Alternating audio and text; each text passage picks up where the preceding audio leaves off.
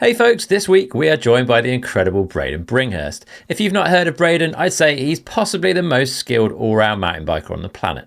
Braydon shares some insight into his work to create the most challenging mountain bike race ever with Hard MTB. He'll also be sharing insight into how he's gone from starting riding in 2016 to being this good. We'll be digging into more of Braydon's incredible projects, 8,600 feet and always, to find out what goes into these amazing displays of riding ability. I've stuck links to those films in the episode description too, so you can check them out. Before we get started, please do me a favor and hit the like button down there and subscribe to the channel. It really does make a massive difference and it enables us to keep doing these shows for you and getting bigger guests. All right, on with the show.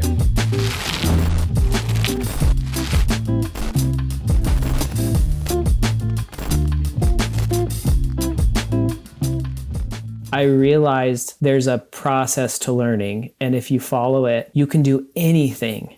Mountain biking's not mountain biking if there's not jumps, so we have to put a jump in there. I was the one sending gaps to flat. I was the one sending stuff to full frame cases. It was pretty loose for sure. To have the riders reaching out and they're so psyched, like Josh Bryceland. I wish I could show you his voice memo. It's so funny. Like he's just like, oh brother. You know, I got a message from Loic Bruni saying, dude. Braydon Bringhurst, welcome to the Downtime Podcast, man. How's things with you today? Oh, thanks so much for having me. It's wonderful. Yeah, we're just here at the end of December and winter's full on coming here in Idaho. So yeah, feeling good, feeling grateful, stoked to be on the podcast. Good stuff, man. Yeah, it's great to have you on. And I'm super keen, obviously, to chat about the Hard MTB series because that's, I think, the latest big project that's had a lot of noise around it. But for anyone who's not familiar with Braydon, like, just give us a really quick background on like your time in the sport. Like, how would you position yourself? Because I think you're quite cool. Unique. Thanks. Yeah. So my name is Braydon Bringhurst. I'm from Boise, Idaho, in the States, and I graduated from university back in 2016, and one of my good buddies, Mitch Ropalato, he was like, dude, you should get a mountain bike. And so I got a trail bike and started riding with him, and I just became so in love with the sport. I got an undergraduate degree in filmmaking, and so I started just getting into mountain biking for the love of it. And one thing led to another, and I started getting in touch with bike brands, and my friends that rode like Mitch were like, dude, you're really good. You could do something with this talent. And I, as doubtful as I was, I still kind of pursued it and listened. And then, I got hooked up with Canyon Bikes, and they gave me some media budget, and I started making little film projects and just kind of went from there, starting in, I think, 2018, 2019. And then, now I'm just cruising away and continuing to use my passion and love for the sport to try and make an impact in the world and in the sport itself. And it's been a unique journey, and I'm just super grateful for it. So yeah. Sweet. And you come from, like, you have a background in both skiing and BMX. I think BMX is how you know Mitch as well. So I guess those have transferred, because your progress in mountain biking like is fast. Thanks. Thank you. Yeah. I had the pleasure of being a kid with Mitch Ropalato and traveling to BMX races, and then hung that up and did skiing and did track and field, and went off, like I said, to university and worked with a sports psychologist named Dr. Craig Manning. And I just learned how to learn. And that was like a huge deal for me. So when I got on the mountain bike, I had no intentions of becoming a professional rider or doing anything in the sport, but I just knew how to learn. And the fact that I love riding my mountain bike, it just kind of naturally came about where these opportunities would arise, and I would make the most of them with my film degree and my love for riding. And one thing's led to another, and it's been an enjoyable journey. We're going to talk a bit about Dr. Craig Manning in a bit, but I can't resist that thread that you've thrown in front of me of learning to learn. So before we talk about the Hard MTB series, just give us some thoughts on that, on how you approach, like, how have you learned to learn? Yeah, when I was young and I was just fueled off of passion and doing stuff you love, like I found success in like sports. I found success on my bike. I found success on skis and stuff and such. But I really struggled at school. I really struggled with other areas in life, and I kind of just thought maybe that's how I'm always going to be. I'm just always going to struggle with that.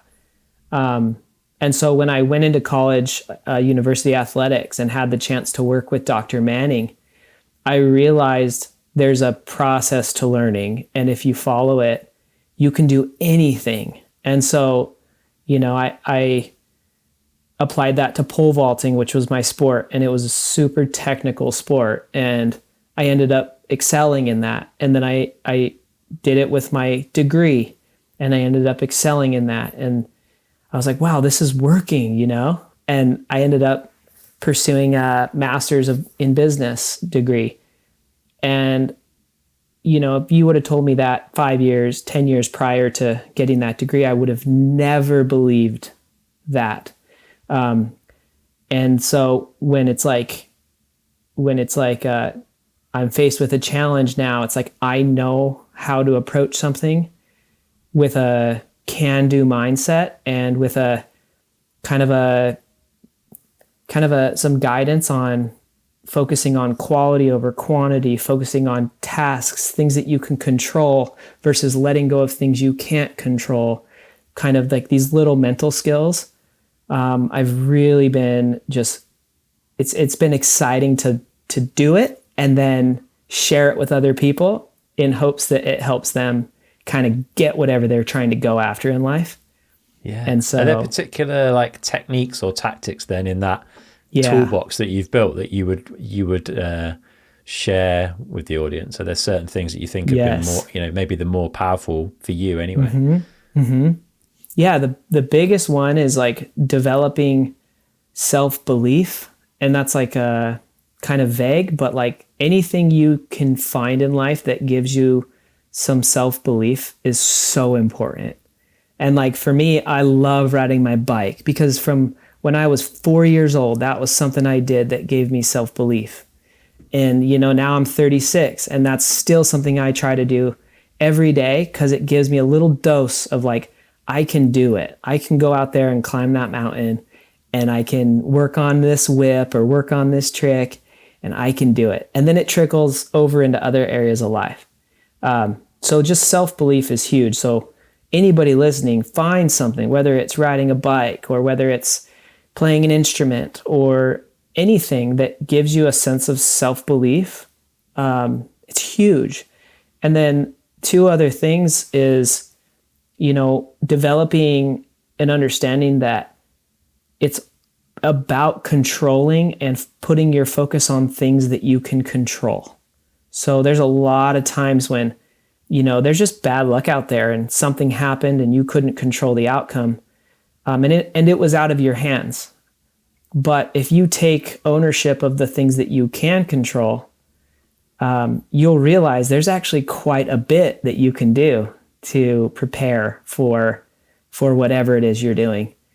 And then the third one is just, the importance of positive intelligence. Just, keeping negative thoughts out because, you have your conscious mind and what you fill that conscious mind with is ultimately what and who you are. And so when there's doubts or fears that try to creep in, having, whether it's a power statement or a controllable, something that you can actively do to help you push out that fear or doubt, then you can keep moving forward and keep, trying to focus on the things that are working versus dwelling on the past or dwelling on the things that maybe you don't have control of and that can kind of become overwhelming. And it's all obviously way easier said than done. But those few things have really made a huge difference in my life. And so this is something that I'm really eager to share with people. And that's why I did the movie. And that's why I'm pursuing the Hard MTB League, because it is scary, but it feels like the right thing to do. Amazing. Yeah. And I guess like none of these things are immediate fixes, are they? You don't get told this by Dr. Manning. You're like, oh yeah, cool, that's sorted then. Like this is a lifetime of work, and you get better every day. It's not an overnight thing. Yeah, exactly. It's like what you mentioned before we went live on here. It's the neuroplasticity. You know, you're building healthy thought patterns, and the way that those currents are moving through your mind, you know, they continue to build deeper and deeper and more consistent pathways. And you work on it day in, day out. And when things get hard, your mind is firing in a certain way, and those thoughts are moving in a certain way that carries over to the hard days and to the good days. And yeah, it's a full kind of, it's your operating system for your brain. So it just takes time. Total sense. Stash Space Rails is the ultimate way to store your bikes. You can get more bikes into less space. It's really easy to fit, it's really easy to use, get to whatever bike you want exactly when you need it. Downtime viewers get 10% off their entire order by heading to stashproducts.co.uk/downtime and using the code downtime, all in capitals, at the checkout. Upgrade your bike storage today. And I'm not naturally talented on a bike. And so getting self-belief for me from riding a bike can be harder, but I'll share a technique with people that I've found really useful actually, is to have a riding journal. And in that journal, after every ride, you try and write down 3 things that you did well on that ride. And it totally, because you know you've got to come home and write in that journal while you're out riding, it really makes you focus on what you've done well. And it's such a nice thing to come home from a ride with 3 good things in your head instead of like, oh, I messed that drop up, or I bailed that, or you know, whatever happens to be. So for me, even though I'm not like an incredible rider, I would often get knocked, self-confidence would get knocked by riding instead of built. That for me, that's been a technique that's really helped. So I love that. And that's actually one of the components of working with Dr. Manning is journaling. And it's so cool that you said that you'd write down 3 things, because when I journal, when I ride, I write down 3 things that I did well. Because it's like the data shows that for every 1 negative thought, it takes 3 positives just to counter it. Interesting. And so, you know, in his journaling system, you have at the accountability phase, you write down 3 things that you did well, and then you have 1 thing that you could improve. Because it's really easy to just be like, man, I suck. I did this wrong. I did this wrong. I did this wrong, but I did this right. And it's like, if you flip those, the rate of progression and the excitement and the can-do and the positive growth is so much better and bigger and faster than trying to learn off of what you do wrong. So that's cool. That's way cool that you do that, Chris. You can already feel it. It's so quick and simple as well. I think people often think, journaling is a time-consuming thing. I'm writing down my thoughts and all this. It's not. Like it can be very simple. Like I just have a few bullet points. Takes like 2 minutes to do. So good for you. It's a nice, easy win, I think. Cool, man. Well, we'll talk a bit more about some of the stuff that's challenged you on those elements in a bit. But give us some background on Hard MTB series, right? Because you've fairly recently launched this project into the world, which is a big deal. But where does the spark of the idea come from in the first place? Yeah, you know, so I like I kind of mentioned, I came into the mountain bike world in a different way, where I was truly just so impressed with the modern trail bike. Like I could get this bike that could do everything, essentially. Not great in any one thing, but it could do everything. It could climb, it could descend, it could jump. And like, you know, being a recent college graduate, like I didn't have a ton of money, but I wanted to go ride a bike that could do everything. And that was the trail bike. And so when I came into the mountain bike space and having a degree in film, you know, I could kind of do what I wanted because I didn't have to go race downhill, and I didn't have to go race enduro, or I didn't have to go do free ride. I could just ride the way that I dreamed of riding. And so, I started showcasing riding in all of the ways that mean a lot to me. And that's climbing, that's descending, that's jumping, that's pumping and cornering, that's raw, just classic raw. And, that has grown over the last 6 years, 7 years, to where I've just continued to love it more and more. And I've continued to work on all of those aspects of riding more and more. And the more I got into it, the more I got into the industry, I realized, man, it's just crazy that there's no segment, there's no competitive space that encompasses all of these things. And I, coming from a competitive background with snow skiing and BMX racing and track and field, I just thought, man, like there's something really special about competition and about high performance that I learned from track and those other sports. And I saw it in mountain biking, but it was in cross country, it was in downhill, it was in free ride. And I just didn't see it in this all mountain segment. And so I was like, man, what could I do? Like, what inspires me? And so, observing like Street League skateboarding, observing World Surf League, natural selection, snowboarding, just some events that kind of inspire me. I thought, how could I do something like that for our sport? And that's when I started thinking, okay, we could make a climb, we could make a raw track, we could make a tech rhythm trail, and we could make downhill. And I was like, oh, mountain biking's not mountain biking if there's not jumps. So we have to put a jump in there. So we got a jump in there, we got a drop, and then we got like a full range of different riding styles. And it just really started there. And then I was kind of honestly pushing the thought off for quite a while, because it just seemed overwhelming and like maybe I wasn't ready for it. But I think there was just a point maybe about a year and a half ago, and I said, YOLO, like you only live once. Like I'm going for this, and I want to make my impact in the sport and try and do something that properly showcases the sport the way that I see it and properly supports the riders involved.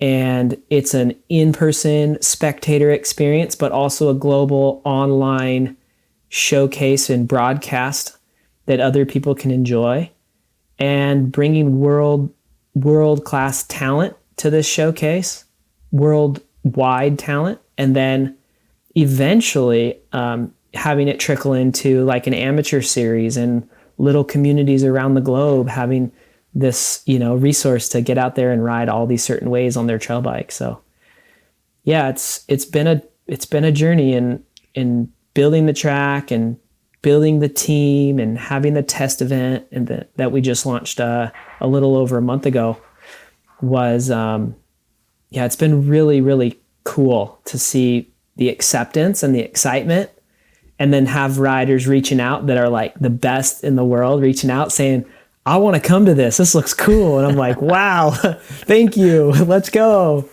That's amazing. Thank you. Yeah, it's been really exciting. Yeah. So a couple of little fundamental things then. How do you define a trail bike in this instance? Are there rules around what you're allowed to ride? So we're going to do 2 classes. We're going to do electric and we're going to do traditional. Okay. Because I think electric are at a point now where they're really sick. They're fully capable bikes. And then obviously traditional trail bikes have been there for a little bit. So we're going to do both of those because they're both super valid and super rad. But yeah, the bike's got to be able to climb. It's got to be able to, one of the big key components is that sports are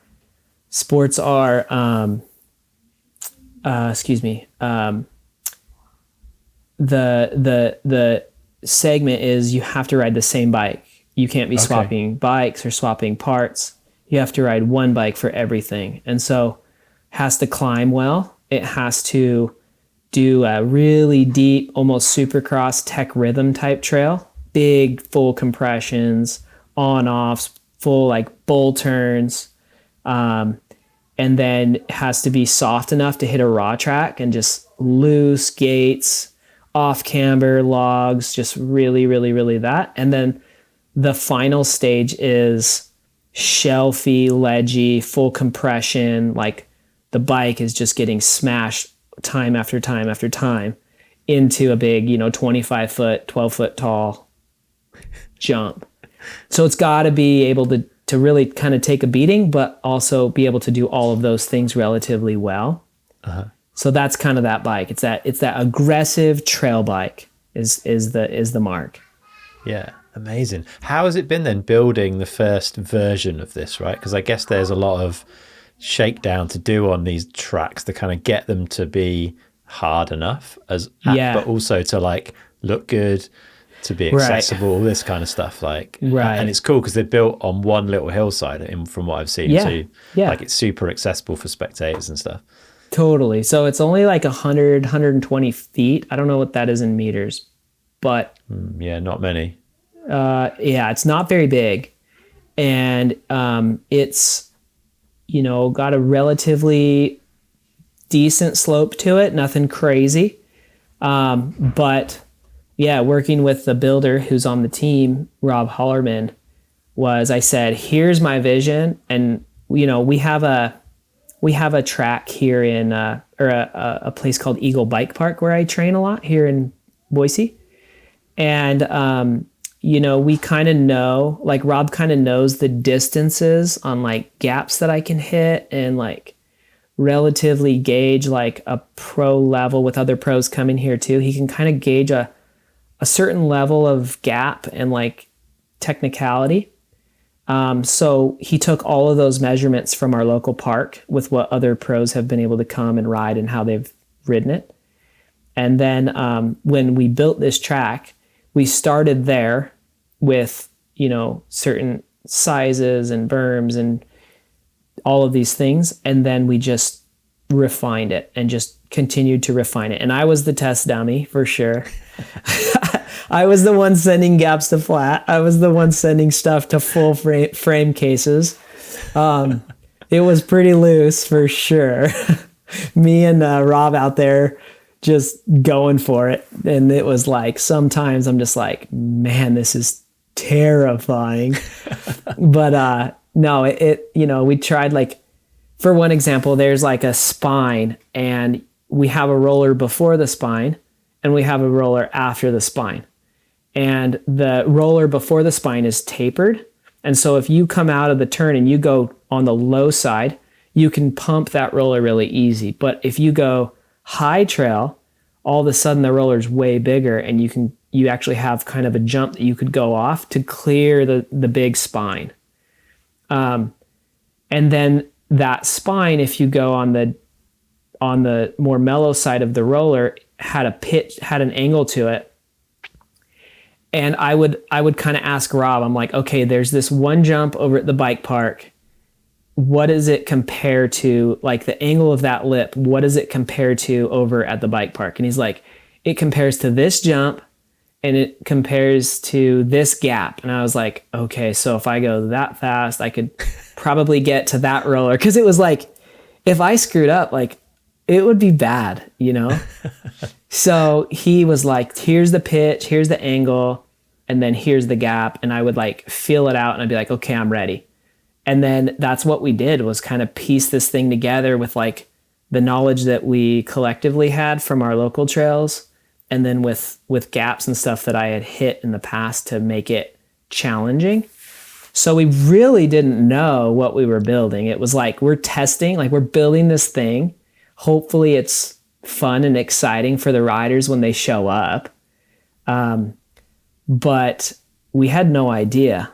And so when the riders showed up and started riding it and they're like, holy cow, this is crazy. I was like, okay, well, is it good or bad? They're like, oh, it's insane. Like, this is so gnarly. Like, this is so technical.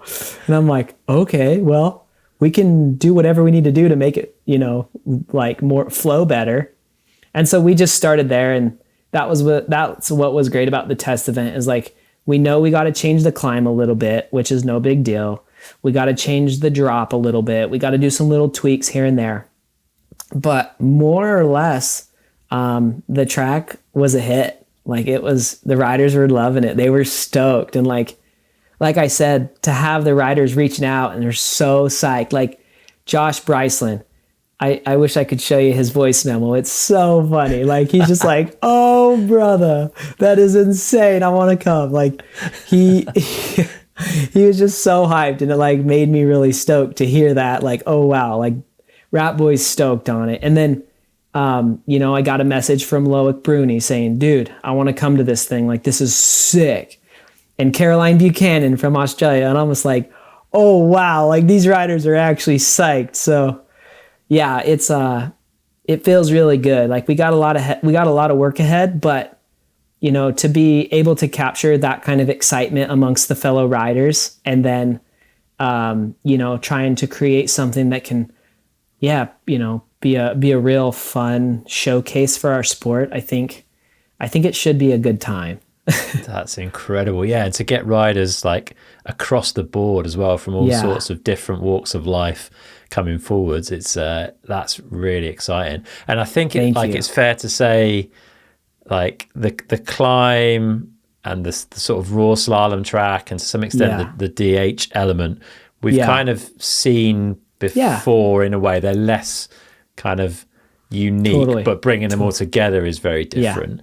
What I don't think we have seen in mountain biking before really is, I think probably what took a lot of the work is this tech rhythm section, because it's more like a supercross track. Like I didn't realize until I really dug into this, like how deep the compressions are between the features, and how like your timing and your body position and your movement and your commitment has got to be bang on. And there's so many different options the whole way down, right? There's some berm to berm gaps. There's like you say, there's tapered features, so you can decide whether you're trying to pump and roll or whether you're gapping. That sounds like that's the real standout element of this, and I'm guessing the biggest amount of work, right?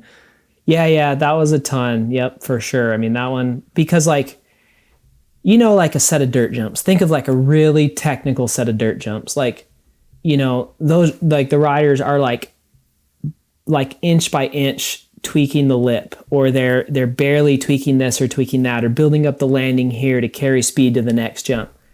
Like there were many days when we would only, rather than just fixing, like making it bigger, we would like build it, we would like scrape an inch out of like a trough so that you could get enough compression to get up and over.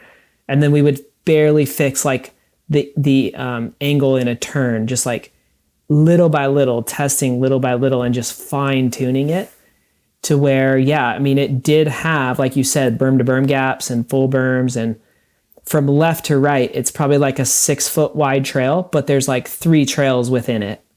So it's going to have dual flags. It's going to have, just multiple line options and we've tried to build it where the fastest and like most direct line is the gnarliest, and you're rewarded for, just bulldogging that track, like just full on, like being super precise and not being scared to hit that gap or hit that berm to berm or whatever. So that was definitely the most work for sure. But that was the one that the riders were just like, after like a few hours of riding, they're like, dude, I'm exhausted. Like it feels like we're doing burpees or jump squats like over and over, just getting through it. Cause it's like, boom, boom, like full compression, pop, like on a table off into a full like 180 turn. It's just like, what the? So it was really, really, really fun to see and get those riders' feedback, because up until then it was just pretty much me and then my buddy Mitch Ropalato again. He came up and wrote it and gave some feedback. But it was kind of scary inviting everybody out and being like, hey, give us your thoughts, Yeah, because you had quite a fairly wide range of rider as well, right? Not everyone was like the best in the world. There was a lot of great people there, but you did have a range of ability, skill, experience, all that kind of stuff. Like how was the feedback across the board? It was really good. It was there's always, anytime you open up for people's feedback, you're making yourself vulnerable, but I embraced it, to be honest. Like, we had multiple riders meetings where I wanted the riders to give feedback and to be heard and to take notes of all of the different things. And, there were some riders that were like, hey, I think the log's got to go. And in the raw slalom. And I was like, okay. I was like, well, they can go, but let's start brainstorming about what can we add to it so it's different than a typical raw track. Like, that's part of the DNA of the Hard MTB League, is like, we're going to take what's ordinary and we're going to kind of put a twist on it. We're going to add a little bit extra, or do a little bit of this or a little bit of that to make it a new challenge for the riders. So I'm like, we can change those logs, but what can we do to make that feeling of, okay, I got to figure this out, happen again? And we ended up just, keeping the logs, and the riders were able to figure it out. And by the end of the third day, they were ripping it, but on that first day, they're like, some of them were like, man, we got to change it, How are the logs placed then? Because this is like just basically like a fresh cut track, right? Yeah. Real shaping kind of. Yeah, the raw slalom wasn't, but we just drilled holes and then dug, smashed rebar down into the ground to hold them so they weren't rolling. But they were hard. I mean, you were coming out of an off camber, like awkward corner, and all of a sudden there's a log that if you're not like able, you just got to suck down and go around the bottom of it. So, we ended up putting just a little bit of dirt on the front side of them, and riders were getting it pretty dialed. So yeah, stuff like that though. I love the feedback, and I love that riders are feeling like they can open up, on what they want to see on the course. And we want to keep that feeling for sure. And such a good way when you get to the kind of more community-based levels of this project, I guess, like to build skill on a bike, like to be able to come out of an awkward turn on and off camber and make the bike light and get back up and open for the next turn is like a really key skill to riding quite a lot of gnarly tracks, right? For sure. So to have something that forces that practice in a relatively safe environment, it's got to be good.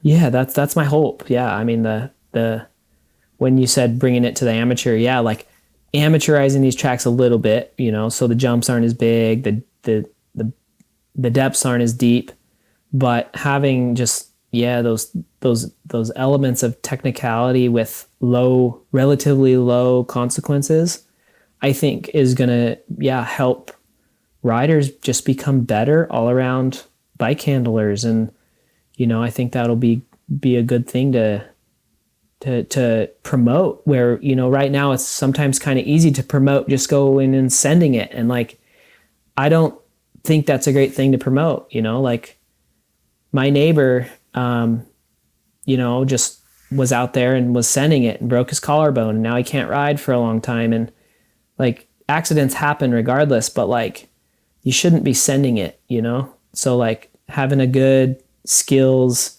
like kind of focus, I think, is going to be the best in the long run, because my goal is to see people riding and embrace the sport and do it till they're 80, 90 years old. That's what's cool about mountain biking, is if you do it right, you can do that. Versus just going out and getting a bike, breaking yourself off and being like, I'm done. Like, it's too crazy of a sport, Yeah, so it's a long game, hopefully, for sure. Yeah, that's my intention. So how do you win this thing then, right? So it's I think, am I right in saying it's a time-based event, and it's that you're adding up your times for each of the 4 tracks? Yeah, but there's some like standout awards as well along the way, kind of thing. Tell us the sort of the structure for winning stuff. Yeah, so for right now, and this is subject to change and input, and we'll keep figuring it out. But right now, we're planning to have the climb be an actual reverse countdown, or like a countdown. So the climb will be, say, 25 seconds, and you have an opportunity to get time added or decrease your time, depending on doing 2 alternate climbs that would be bonus. So say you hit both of these bonus climbs that are off to the side, and you get a second advantage. So you get 24 seconds per se on that climb. Well, if you're climbing it, the main line, and you dab your foot, you're going to get a 0.25 added to your time. So let's say you dab twice, you're going to get a 25.5 time. And then somebody else, even if they climbed it in 15 seconds, but they hit the two alternate features, then they're going to be at 24 seconds. So they just got a second advantage on the climb, because a big factor is like there could be a massive gap made on the climbs that all of the 3 descents wouldn't mean as much. Yeah. So that's why we've been testing, and that's kind of what we're feeling like for the climb. And also with e-bikes having all these different power outputs, it's like here's a full power e-bike where we'll set the bar. But if you want to ride a lightweight one like the Spectral On Fly, or like one of the other whatever those TQ motor bikes, like if you want to ride like a lightweight e-bike because you're more comfortable on it, that's great. You're still just going to get a 25-second time on that climb. And then a second basically variable from dabs to bonus lines. Got you. Okay. So that's the climb, and then it'll be overall more or less like a stage enduro race, where that'll be the time for the climb, and then you'll get a time for the raw slalom. You'll get a time for the tech rhythm trail, which if you don't hit like the main lines down the track, there will be a time penalty for it. So on the tech rhythm trail, it's the drop and the dirt whoops. And then on the downhill trail, it's the log whoops and the jump. So if you don't hit those, then you'll be you'll have a time, added to your overall. So, and then it will be overall time, and you'll get be crowned the overall winner. That's kind of as far as we're at now. I'm sure we'll kind of break it off down into the tech rhythm trail and the raw slalom rider of the event and all of that. One more thing is, because we want to push like really high level technical explosive riding, we're doing best of 2 runs. So nice. Riders will be able to bag one run if they didn't hit all of their marks, because it's that technical. We don't want to land somebody riding really conservative down the track. We want them to be pushing. So that's kind of the breakdown of the timing and such. Awesome. Yeah, it'd be interesting. Like you say, you need to run a few events and see how that all pans out, I guess, to get a proper feel for it. But yeah, I was going to ask, who would be your like dream participants from the mountain bike world? It sounds like you've already had messages from a few of them though.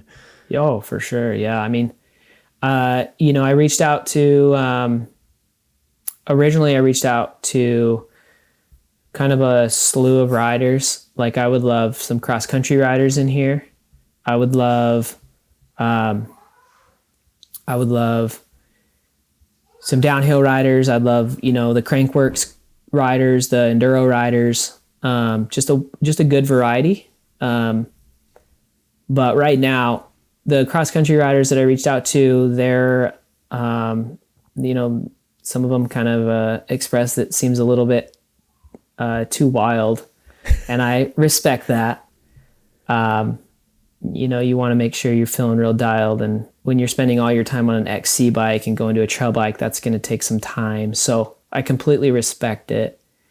But yeah, I mean, the instant like interested riders is the downhill riders, the enduro riders, the Crankworks, speed and style, all around riders. They're the ones that are showing that they want to come and do this. So yeah, right now, I mean, like I said, Loic Bruni is super, super excited, and that's cool to hear. Brooke McDonald, Josh Bryceland, Caroline Buchanan, Kilani Hines. She's an amazing, kind of all discipline rider. Let's see, we have, Mitch Ropolato, Kyle Strait, Bubba Warren. Incredible list. Yeah, it's pretty special. And like the stoke is so genuine. And, you know, there's riders like Kyle Norbrotten that's reached out and just like, he's so stoked and he doesn't necessarily want to race it. And like me personally, like I'm not going to race it. But I want to be there to hang out and ride. And so we're going to make sure that one of the nights we do, probably Friday night, we'll do like an exhibition and riders that just want to ride and have a good time and, you know, kind of do like a rider judge jam will be like the day before the main event, like competition.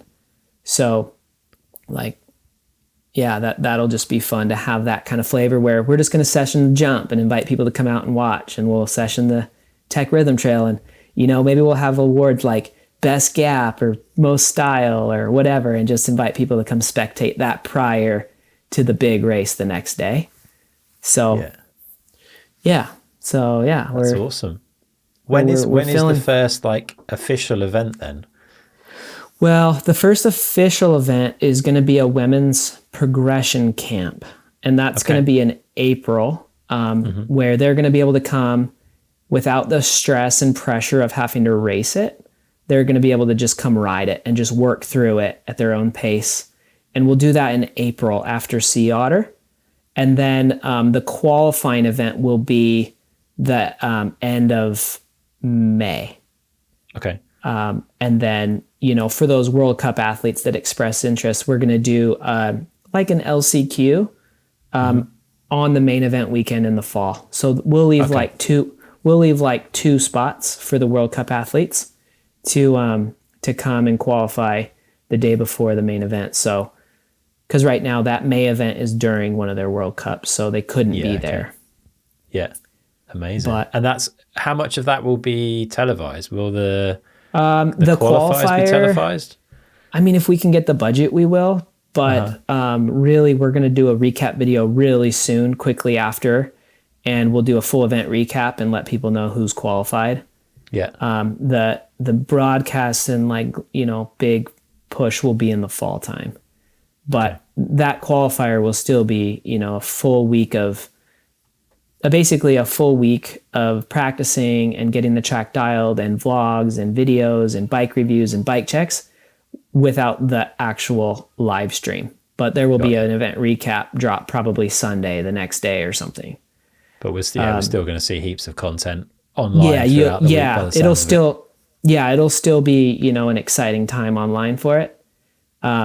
But that fall event will be the one with the broadcast. So amazing.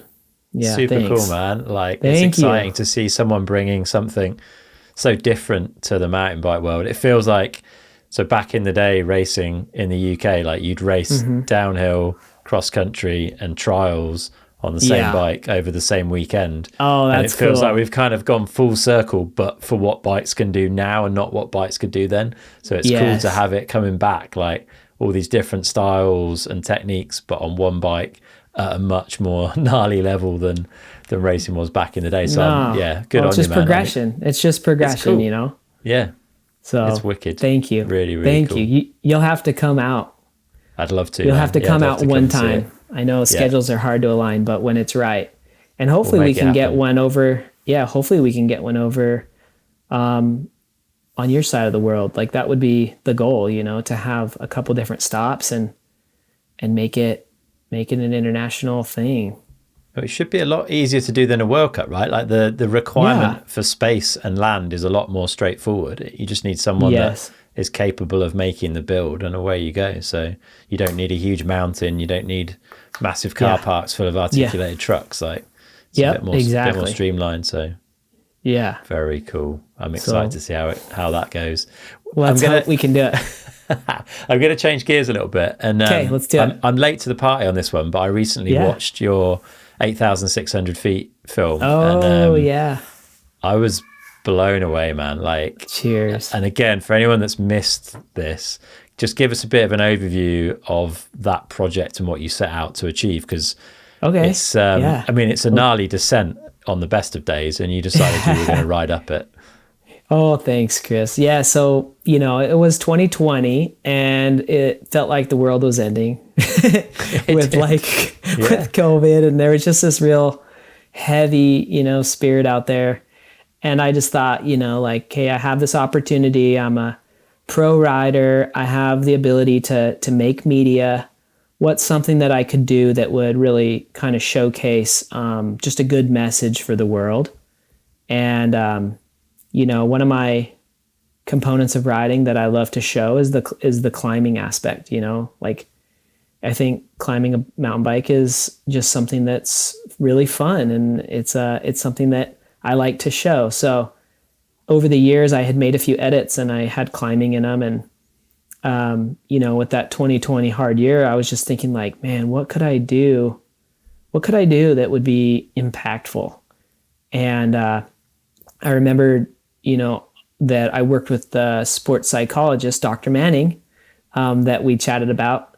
And I thought, maybe I could do some challenge that I could talk about the mental components or show the mental components in action so people could draw, similarities to their own mountains or own challenges that they're dealing with and use that for themselves. And so one of my favorite places to ride is Moab, Utah. It's like 8 hours from me here in Idaho. And one of my dear friends, Kyle Mears, is down there. And I loved going and riding with him. I do love going and riding with him. And, we would go ride places and he'd be like, Braydon, try to climb that. And I'd be like, no, not a chance, dude. There's no way I'm climbing that.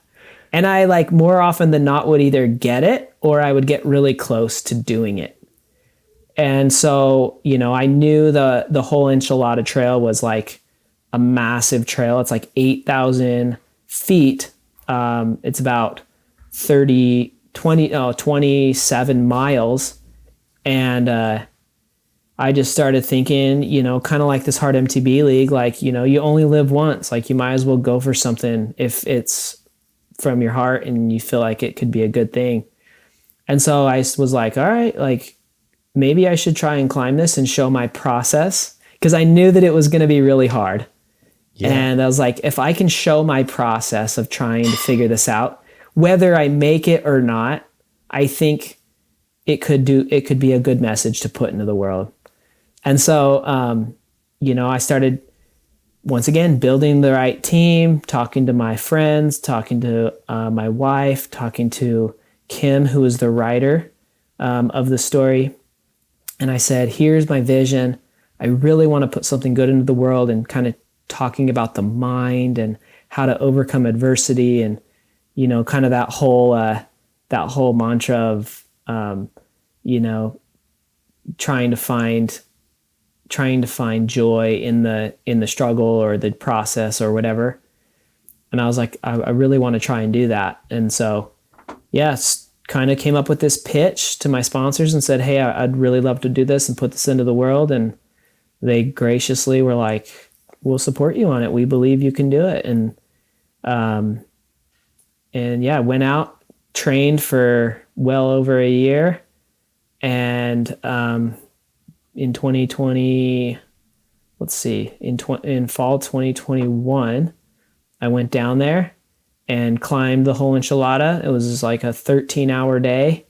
With all of the extra attempts, it was 8,600 feet. So 600 feet of extra attempts was kind of a subliminal message, with the title being 8,600 feet. We were able to take a year to edit it.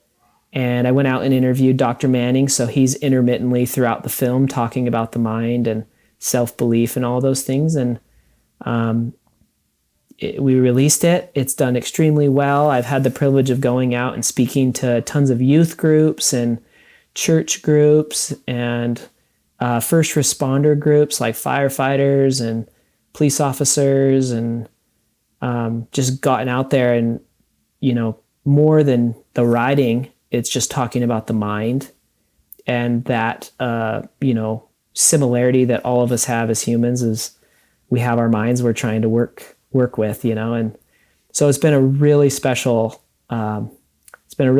thing to get out and just talk with people about those mental skills. And yeah, so I'm stoked that you watched it and that you liked it, and and brought it up.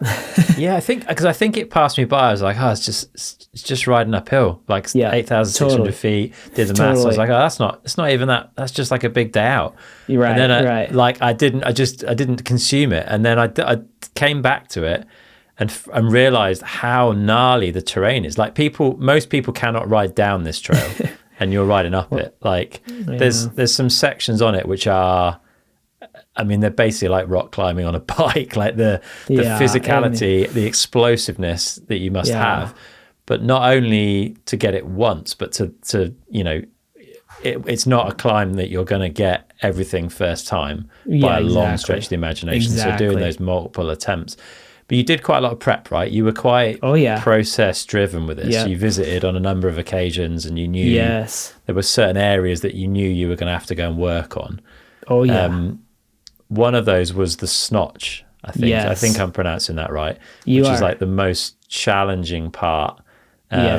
Talk us through that, like the prep there, because like even with all the mental tools you've got, that clearly you could see the anger and the frustration building, and I'm guessing negative self-talk starts to creep in at those points. Like, talk us through that particular day. Yeah, no, it was such a challenging part of the climb. It was the crux, it was the main challenge of the whole ordeal.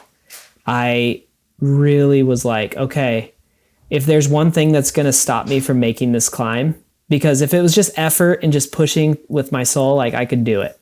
But technically, that snotch was giving me nightmares. Like, it was so overwhelmingly difficult, where when I went down there in May with my wife who was filming, I was like trying it, and I was like I was kept struggling, and I looked at her, and she's like, is it possible? And in the film, I look at her and I'm like, inside, I'm like, I want to say absolutely not for me. But I looked at her and I'm like, yes.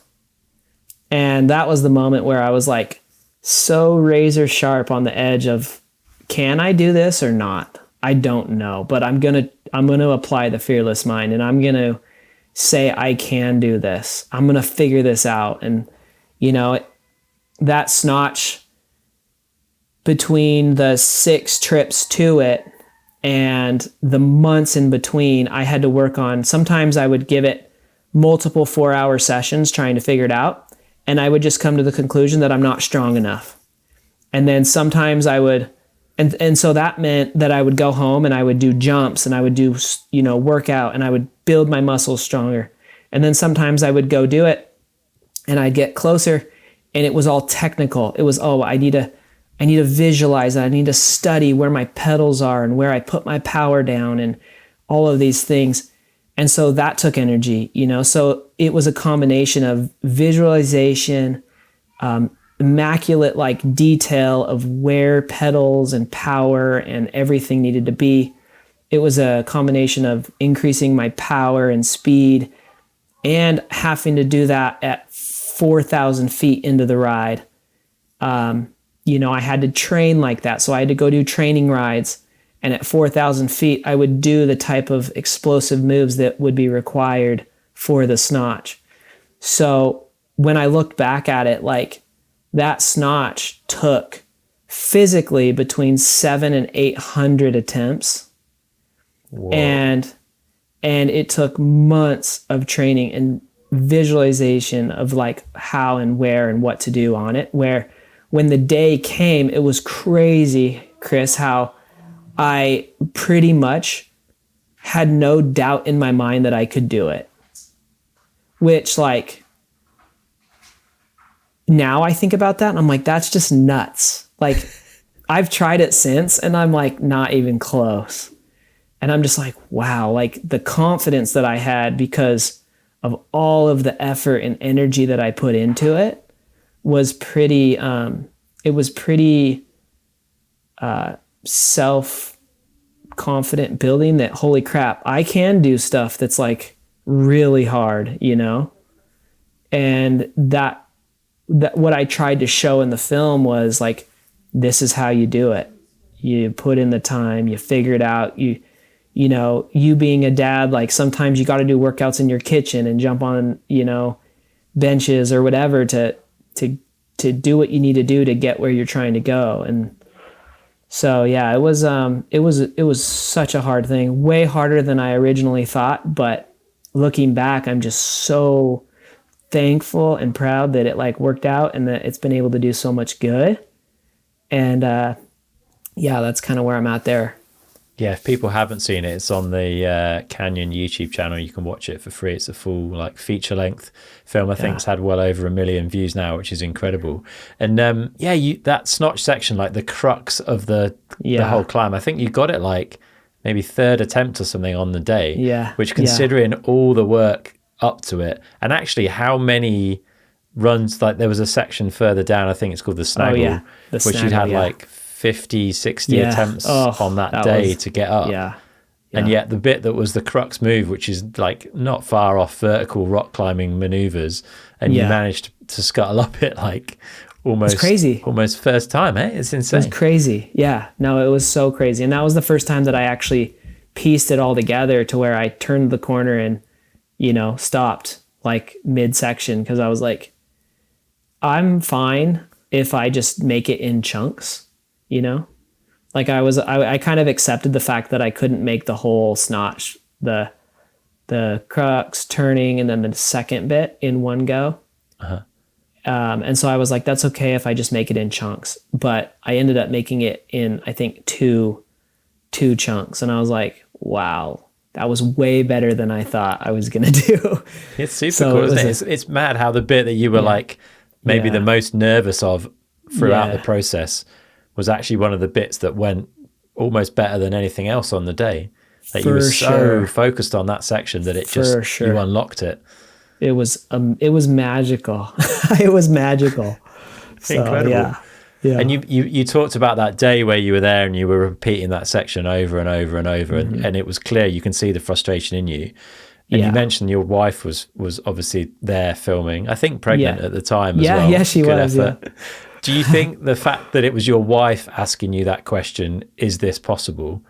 Do you think you would have had a different experience that day and potentially a different response and a different outcome if it was someone that you weren't so close to or didn't know so well, or knew you so well? You know, that's a really interesting question, because I learned on that whole process, like how important it is to have people around you that believe in you. And like for this climb, it was my wife, Nicole, my friend, Kyle Mears, my coach, my fitness and like strategist coach, Greg, the guy that ran it with me. And then, you know, the filmer, Tori. And that was really it. We ended up having a guy come film it with us named Alex, and he was the best of vibes. But I learned like when I'm trying to do something that's like really hard for me, like the influences around you have such a big impact, where, you know, I would like to think that whether it was Greg, Kyle, Tori, if they asked me that, I would say the same thing.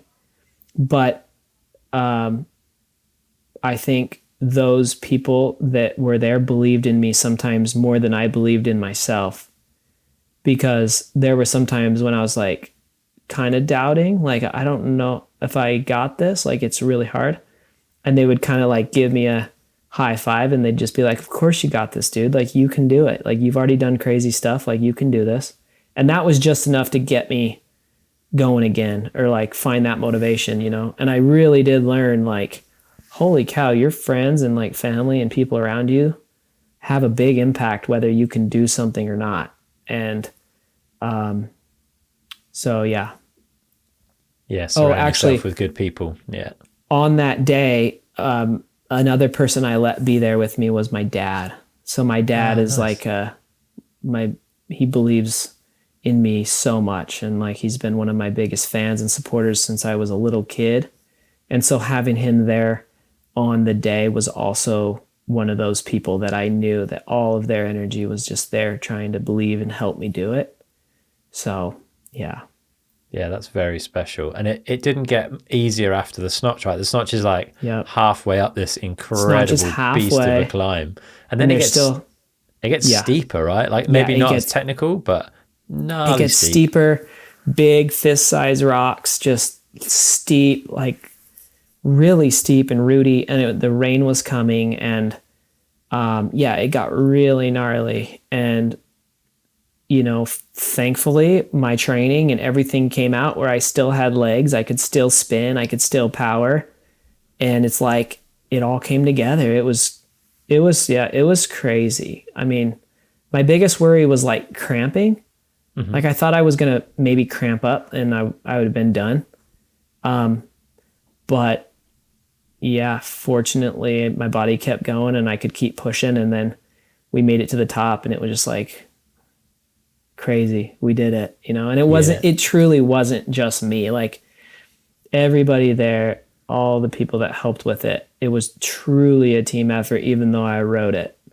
And I can 100% say that there's no way I would have made it without all the people involved really helping me do it.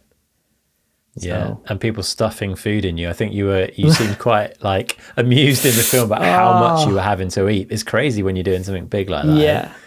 Oh my gosh. Do you like to eat when you're out riding? I don't like to, but I know if I'm doing big days, I have to. And it's that balance of like forcing yourself to eat when you don't really want to. I can eat for the first few hours, but once I start to get tired, I find it really hard to eat. And that's when you really need it. It's disgusting. It's like food tastes the worst. But if you don't, you're just going to, fall down and lay down in the woods. So yeah, that was a new experience for sure. Incredible. And you did that it was on the Canyon Spectral, I think. Yeah. Was that the obvious choice from the fleet? That's the bike I ride. Yeah. So like usually how I like approach riding is, I pick a bike and that's the bike that I ride, and I don't like to change stuff. So like that year, actually for a few years, that was the Spectral 29, full 29, 150, 160, just an amazing bike. I loved it. And I rode it clipped in, up and down, all my tricks, everything I do. I don't change anything. I don't change the settings. I don't change anything. I just ride the bike because I like my focus going towards the riding, the style, the terrain, and then that's just less variables that I have to deal with when I'm switching. And so, yeah, I climbed it on my full all mountain, trail bike. And it's funny, in like some of the comments and some of the stuff, people are like, you could have got such a better climbing bike. And I was like, no, not for me. Like that's the bike that I ride, and that's the bike that I wanted to ride. That's the bike that I trained on. That's the bike that I know inside and out. So it was the perfect bike. And so that was the bike I did it on. And then now they've come out with the new Canyon Spectral, which I'm running in like the mullet configuration. Yeah. And oh my gosh, it's been refined. Like it's better. It's more refined to all mountain riding. Like I did a video, I don't know if you want to switch subjects, but like I did a video called Always at the beginning of this year. Yeah. And I rode that bike from crazy landscapes up in Bellingham, Washington, northern United States, all the way down south to Sedona, Arizona. And I rode it up and down and jumped it, and I was just completely blown away with how well that bike was. And then as I've been on it this whole year, it's just been insane. Absolutely insane what I can do on that bike, and how razor sharp that tool is for me to go out there and just do whatever I want. I mean, I did a lot of the testing for Hard MTB League on that Spectral CF. And then I've, just continued to ride it as like my main bike when I'm like trying to do anything to my best. That's the bike that I pick, so. Super versatile piece of kit, hey? Yeah. And I mean, that's the Always film that you put together was basically the kind of the launch film for the Spectral launch back in January, February time, 2024. I mean, that's quite an honor, but also a pressure, I guess, as someone who is I think, very specific about the way they execute moves and the style with which you ride, but also, you know, trained in video. Like, you want this thing to, the riding to look good, but the video to look good.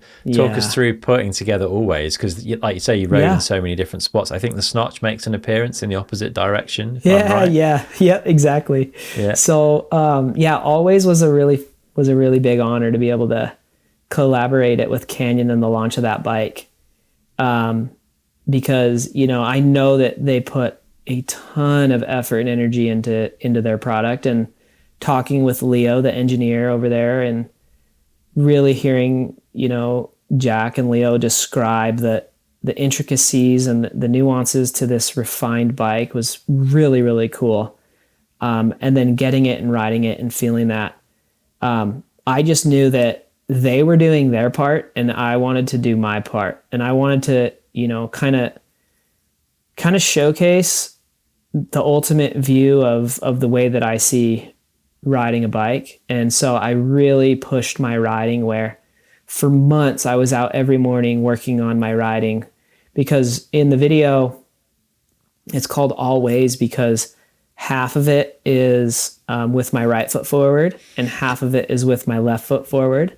Yeah. And then I learned all 4 whips, all corresponding whips. So a right whip with my right foot forward, a left whip with my right foot forward, and then vice versa, a left whip with my left foot forward and a right whip with my left foot forward. And then I learned a right 360 with my right foot forward and a left 360 with my left foot forward.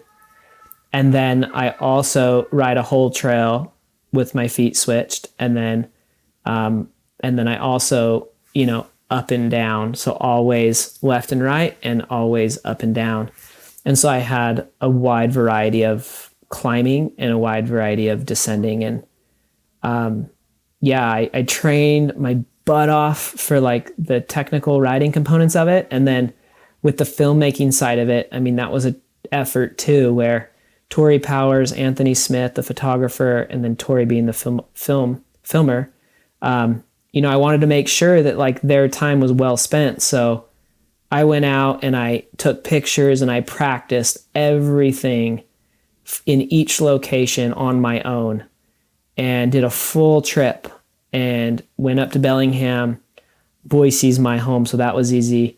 Moab and then Sedona, and I practiced and I got all of those features, and I knew exactly what I needed to do to execute those features. And when the time came, it was just 8 consecutive days. We hit the road, we filmed day after day, and just clicked through and checked off, you know, all of the shots on the shot list. And then we were able to put it together and, you know, showcase that film. And I think it was like a 6 minute riding film. And yeah, I'm just super proud of it. It's definitely like the pinnacle of my riding. And then, you know, having it launched with the release of the Spectral CF is a true honor. And, you know, it's pretty cool to see that bike actually won Pink Bike Trail Bike of the Year. And I've heard, we'll see if it happens, but that video, from what I've heard, it's going to be nominated as one of the mountain bike videos of the year. So that's like, sweet. We'll see if that happens, but I've heard that. So yeah, it's just like, man, what an honor. So honored and so grateful that it worked out good. So that's cool. Which was the hardest of those non-natural moves to get dialed in then, out of all the kind of opposite, like switch foot, opposite rotation, all that stuff? Was there one that was particularly hard to dial? Well, I think, you know, the whips were really hard, like learning to whip both ways with that left foot forward. But without a doubt, the hardest and the scariest was the right 360 with my feet, because that's just my opposite rotation. And, you know, going into the mulch, going into the foam, I had a tendency, once I start the rotation, to kind of fall backwards. And I mean, the last thing I want to do is get hurt, you know? So like, I don't just like to send things or just have that mindset of like, I'm just going to do it. So I had to work really hard on the mental cues on like, okay, up the lip, late carve, match the landing. Like I had all these cues that I would check through in my head as I was doing that trick into the mulch first and then into the dirt landings. And it was scary, but it worked out. And I ended up like getting it good, feeling like it was good enough and we could move on. But yeah, it was definitely the right 360. Fair play. There's a bit of a Chris Ackrig element to this film in that you've sweated so much detail in such intricate elements of riding, and probably 90% or more of the people that watch it won't realize what you're doing. And that's They'll okay. just see some sick riding. Are you okay? Yeah, how do you feel about that?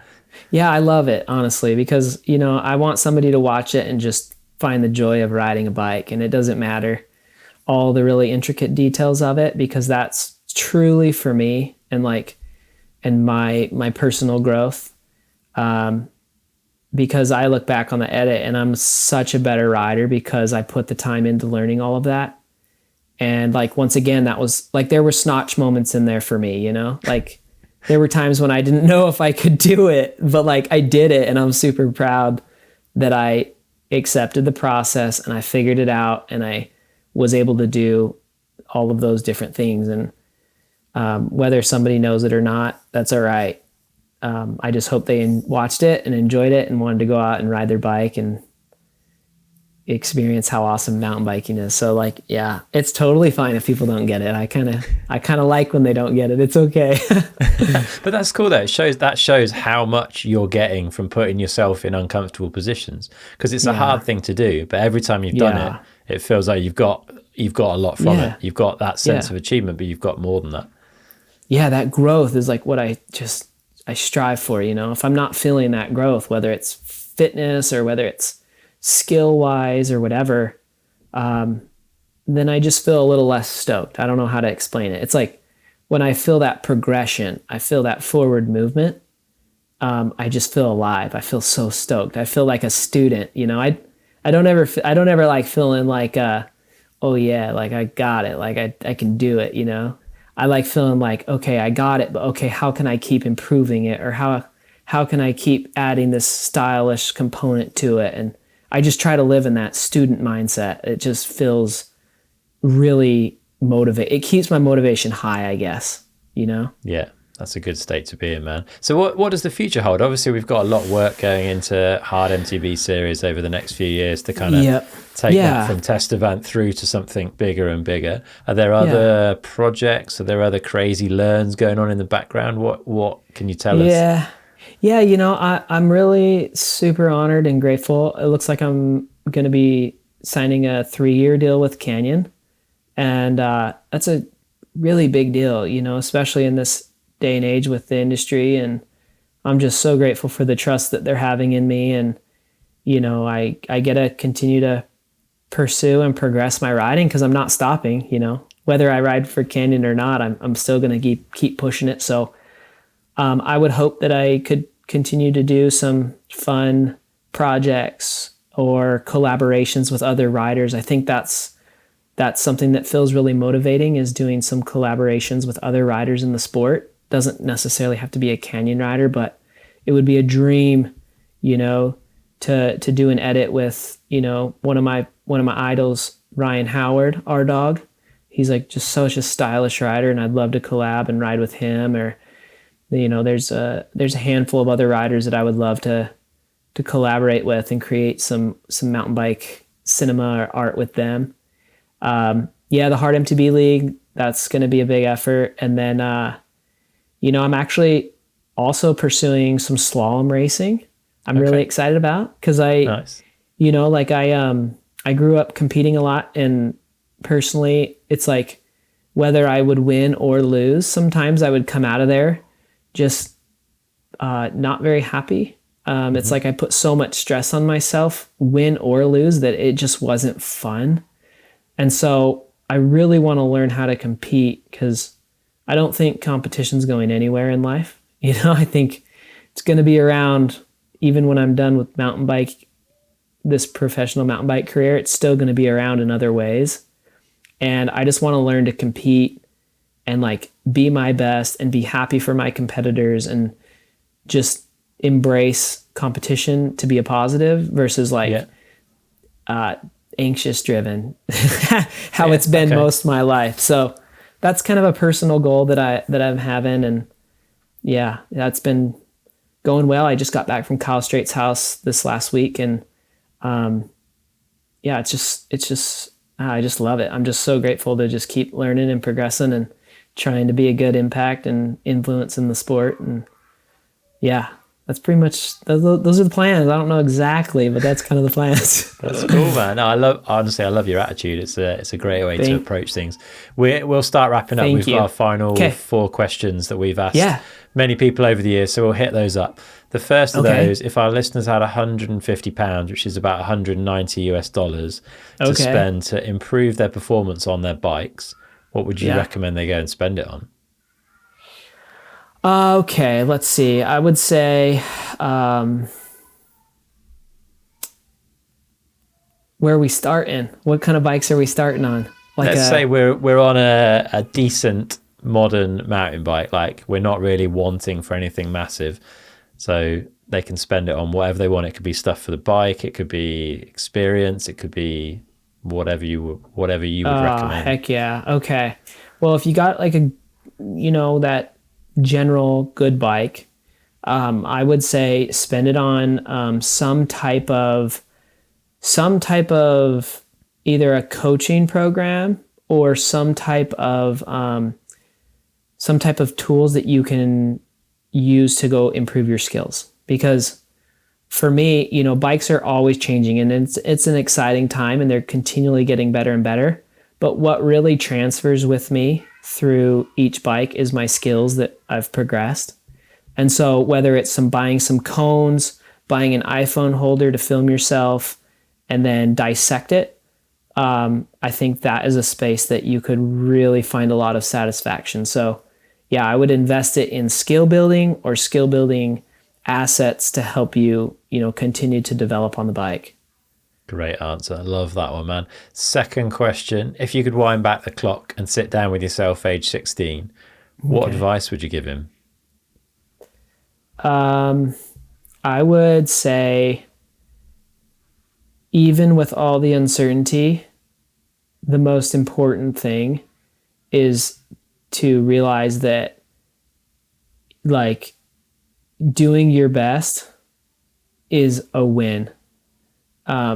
Regardless of results, what results might show, regardless of what other people might think of you, if you've put your full heart and soul into something and you've done your best, that you need to hang your hat, you need to celebrate that as though you just won an Olympic gold medal. Because that's like that whole concept of developing self-belief. Like, if you set a goal, regardless of what other people are doing, it might be a really simple goal, like according to other people, but to you it's hard. If you can celebrate that as though it's an Olympic gold medal, like it's such a big deal, that's just going to steamroll you into the next goal, into the next goal, into the next goal, and you'll be moving forward with so much more excitement and like just good energy. Love it. All right. Question 3. If you could have a coaching session with anybody, past or present, who would it be and what would you want to learn from them? And by the sounds of it, you've got to ride with some great riders already. Oh, wow. Yeah. A coaching session, past or present.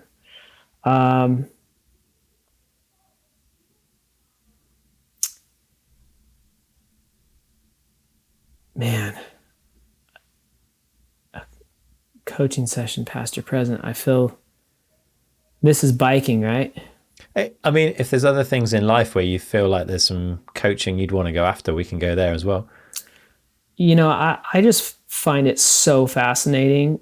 Somebody like Tom Brady, who is a 5 or 6 time Super Bowl champion, like he pushed into his early 40s as a elite quarterback still, and was at the top of the game for so long, and he continued to progress. He wasn't even that good when he started.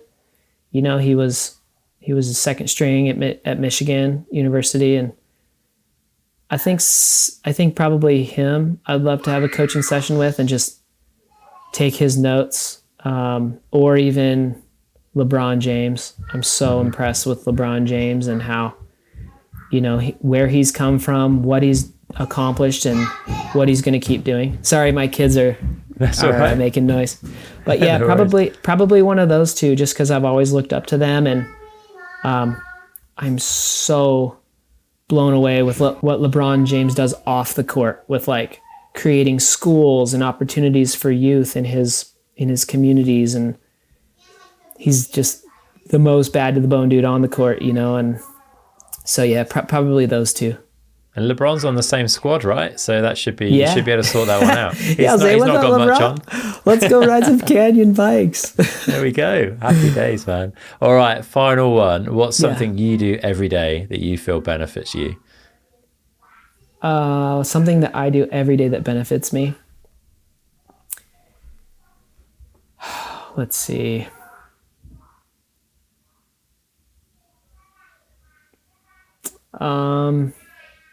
Man, that's a hard question. That's a simple one, but that's a hard one, Chris. I think something that's helped me is it's so easy to get overwhelmed with stuff and to-do lists and just all of these responsibilities of life and society, that one thing that I've kind of learned is that I just got to take, whether it's 10 minutes or 5 minutes, but just a little bit of time for me to just find out where I'm at, what I'm doing, how I feel.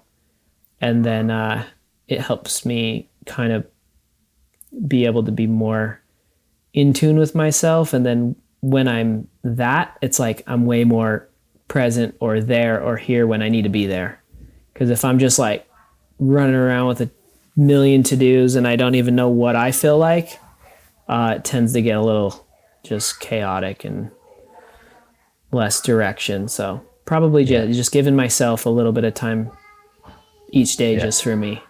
Nice. I'm with you on that one, man. It doesn't need to be much, but there needs to be some in there. Otherwise things go mad pretty quickly. So yeah.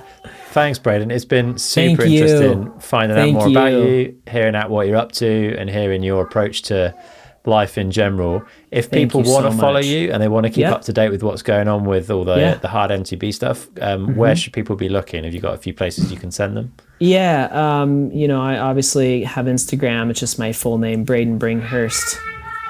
There's also the Hard MTB League Instagram, and then we have the hardmtbleague.com, and there's a way to reach out. So if people have any questions, like, you could always DM me, or you could reach out through the service on the website of hardmtbleague.com. And we could be in touch if there's any questions or if whatever. Yeah. Nice one. I'll stick links to all that stuff in the show notes. People can find it. I think Dr. Manning has got a website with some resources and bits and pieces on as well, right? Is that fearlessmind.com? Yep. The fearlessmind.com. And he's working on creating a service for people to sign up for. I don't think it's live yet. But if you want, he has a book called The Fearless Mind, and it's on Amazon, and you could get the Audible, or you could get the Kindle, or you could get a paper copy. Yeah. But it's worth reading and worth, giving it a little bit of time, because it's helped me a lot. So perfect. I'll stick links to that in the show notes as well, so people can find it. But yeah, thanks, Braydon. It's been fascinating, and I can't wait to see how Hard MTB unfolds, because I think you got something exciting brewing there. Thank you so much, Chris, and thanks for the time. And thanks everybody for listening. I wish you all the best.